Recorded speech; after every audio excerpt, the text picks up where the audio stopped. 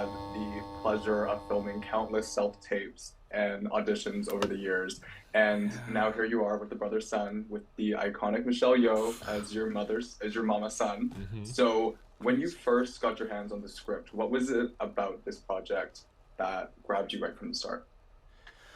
Yeah, I think it's so crazy because I just remembered reading the story and was like, oh my gosh, this kind of sounds like my life. Like, Bruce is someone who, was raised by a single mom in the San Gabriel Valley in such a rich, Asian rich, like, neighborhood, in the 626.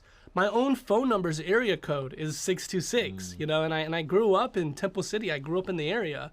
And not only that, I had dreams of wanting to be an actor. I wanted to pursue being an actor and entertainer, and I was doing comedy videos and all of that. And my mom also really wants the best for me, and was very persistent on me becoming a doctor, studying to have a medical degree and stuff. So I just remembered seeing the breakdown and feeling like, I was like, wow, this stuff like this must only come a handful of times in an actor's lifetime. So I was just very honored to have seen something like that. And I didn't want to get my hopes up. So I was like, yeah, I think I have a good chance at this. I got a good chance. So Yeah. just really excited all around. Yeah, I think for me, I've said this before, you're lucky as an actor if in a year there are 3 or 4 auditions that really resonate with you. And for me, this was the one that resonated the most out of like the hundreds of auditions that I've ever been on. Wow. There's just something that I couldn't really place at first when I read this character that I was like, I get this. I understand Charles, and I feel like this is me. Like and that gave me this confidence and the sense of peace in that taping process. I knew what I wanted to do, and I was so certain of it that I just sent it off, and I was like, this is what I am, take it or leave it. But the script itself also resonated deeply on a thematic level, but also with my own background. We touch on family a lot. My own family I'm very close with.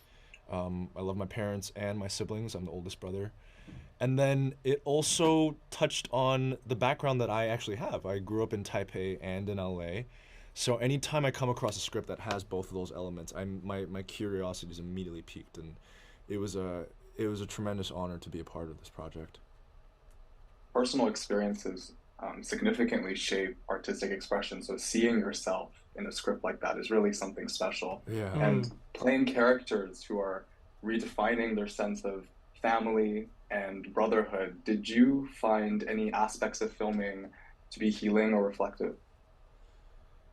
That's a great question. I think the whole experience felt really reflective, honestly, just because I feel like there were so many similarities to my own life in really kind of shocking ways. I'll give you a quick example. One of the first days that we filmed at TK's apartment, who Jun Lee plays, he plays TK's the best friend of Bruce. There were these apartments we filmed at on location, and I remembered walking to set that day, and I saw it for the first time, and my jaw dropped because I realized that these apartments I walked by every single day when I was going to elementary school. So I felt like I was just really grounded in the world.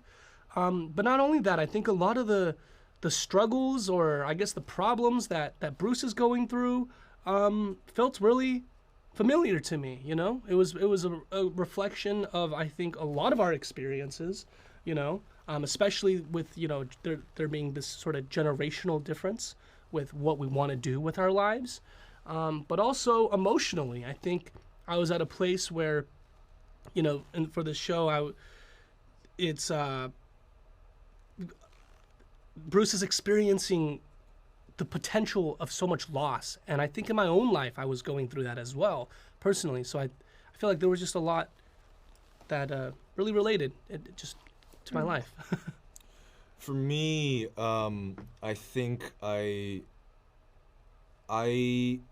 character of Charles initially has a lot of annoyance and frustration and resentment towards Bruce, but as the story continues, he develops a love and care for Bruce to the point that even though Bruce lives the life that Charles wished he could have had, Charles now, I think, later on decides that he wants to protect and preserve the life that Bruce has, even if it's something that he can't or does not deserve to have. And that process really, I embodied that, and I felt that, and it made me confront how I am as an older brother and as a son in my own family, and it really made me think deeply about how I can be a better older brother to my own siblings, how I can be a better son. So it was deeply reflective for me during this process. Yeah, because you're part of this narrative that amplifies family dynamics, but within the context of a crime family where the stakes are literally life or death. Yeah. Yeah. But I guess like despite this heightened setting, the show delves into these really universal emotional conflicts Yes. and internal struggles.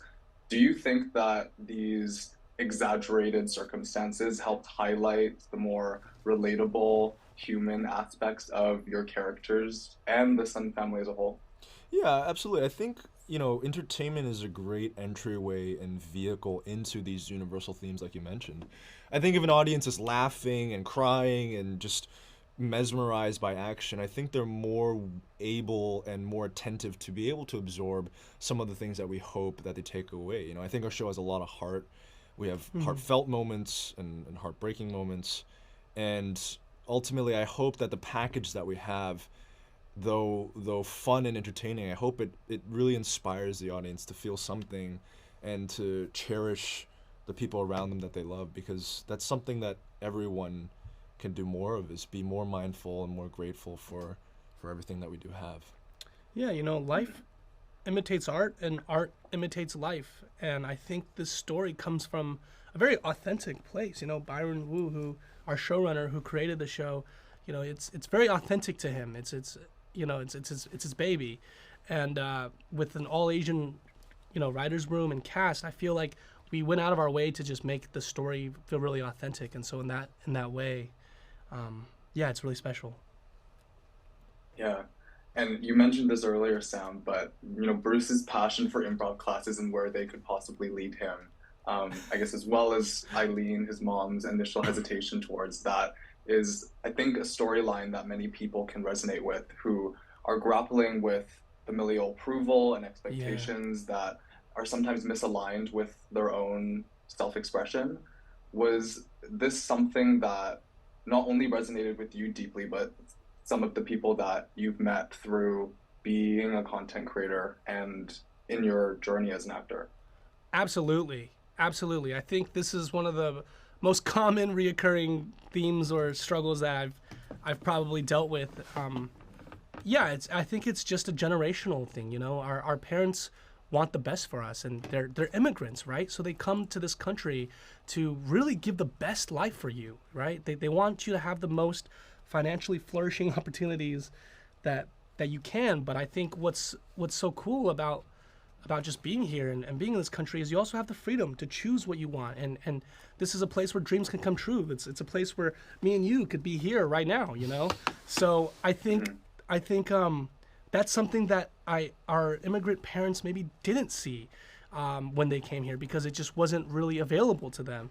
But they want the best for you, and at the end of the day, it always comes from love. I think you said that earlier. Yeah, but. I mean, this might be a little deep, but like Sam said, I do really think it ultimately comes from a place of love. And my character deals with the axis of duty versus his own personal desires, and I really do think that sacrifice is one of the greatest expressions of love, and that comes from our parents' side, that can come from our side in terms of choosing our lives to align somewhat with what they might want or what we might want. I think we do have the freedom, but I also think that comes with a balance. You do have sometimes to make sacrifices, but more often than not, it comes from a place of love. Yeah. Mm-hmm. Yeah. And sometimes love is communicated through food. Yes. And so many core moments in the show are centered around food and food sharing. Heck yeah. I thought it was very endearing watching Charles become a churro, or should I say a cinnamon youtiao connoisseur. Yeah. So I laugh so hard. So, I'm glad. food being the ultimate love language, Yeah. how do you think that these culinary experiences within the show reflect and enhance the underlying themes of family and tradition? Well, I think in Asia, most of the time when you think of a family meal, we eat family style. So you're literally like Yeah. all dipping in the same. You're serving your elders. You're serving your younger siblings too. So that's, I think for me, food is representative of joy. Anytime I can have a good meal, it definitely it improves my mood and brings me some happiness. So I think all of those examples that were crafted with great care by our food stylist Melissa McSorley really help. I think it adds another sensation that the audience can experience. When you look at the food, when you see how well it's made, you can smell it through the screen, and it reminds you of those times, and triggers memories that you've shared over food. So it's just an own character in our show, and we're Yeah. lucky to have a great team. Oh, truly. I think food is also just such a, especially in this show, it's a very emotional element. You know, I think some of the biggest scenes take place over dinners, if you will. Yeah. I don't want to spoil anything, but there's a few, right? There's a few, and so I feel like it speaks to what food means in our community as well. It's a place to really reconnect, to bond with each other, and good food with good people is very, very important, especially Yeah. I think in our culture. Oh, definitely. It's such a important cultural bridge in storytelling.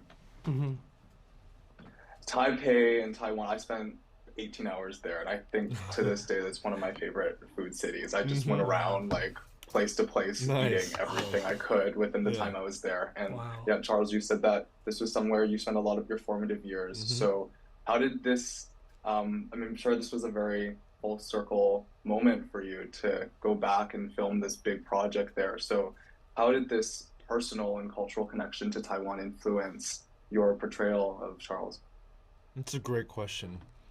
I think for me, the Taiwan's a place of beautiful natural scenery, of amazing food. But the number one thing that I would share with you is that the people there are so kind. You know, anyone from the people you meet in public to the aunties that took care of me to the aunties that taught me. Because I grew up with so many wonderful, kind people, it really imbued an even deeper sense of responsibility to tell the story to the best of my abilities, to give it everything I had. So I'd say culturally it informed me because I grew up in a society where family was so important, respect for elders was so important. And it's something that I'm really behind. Like, I want to go back and take care of my parents. They didn't ask me to do it, they're not forcing me to, but that's something I want to do because I love them. And I want to tell this story to the best of my abilities to make those people back home proud. Yeah. And the show also has a very special way of capturing the very subtle nuances of what it goes into keeping a family together.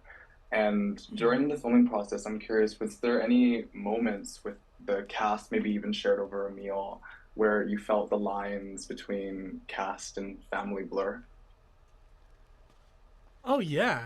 I mean, I think that will naturally happen if you just hang out with someone enough. And I remembered the first time, not even the first time, like, I mean, obviously the first time we hung out, but even after our first like rehearsal together, you took me out to eat quite a few times, and we just kind of talked about, you know, our lives and all of that. And so I feel like through that experience, I felt like I got to really know you. Yeah. Just through the mutual meal. And like I remember we'd like fight over the bill, and then he'd be like, no, Yeah, no, that's we so can't. I'm like, real. no. I mean, look, you just get the next one. But I think that's another He never part. let me. No, he that's never not let true. me I get did. the- I Oh did. yeah. I'll give 100%. myself more credit. Yeah, Okay, yeah. okay, But okay. you know, it's like Great. it was we was family, you know. So we were family at that point. So there was no like, it was our meals, and I think we didn't have a ton of time to share meals as a cast during production.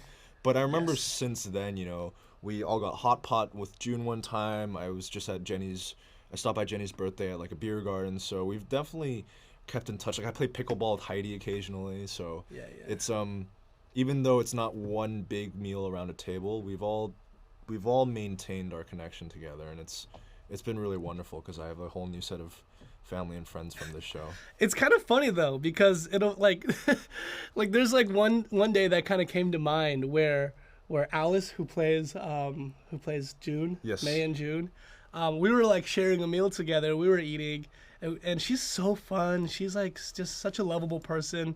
And then the moment that lunch is over, she's like, all right, I'm gonna go back to pretending like I hate your guts and trying to kill you now.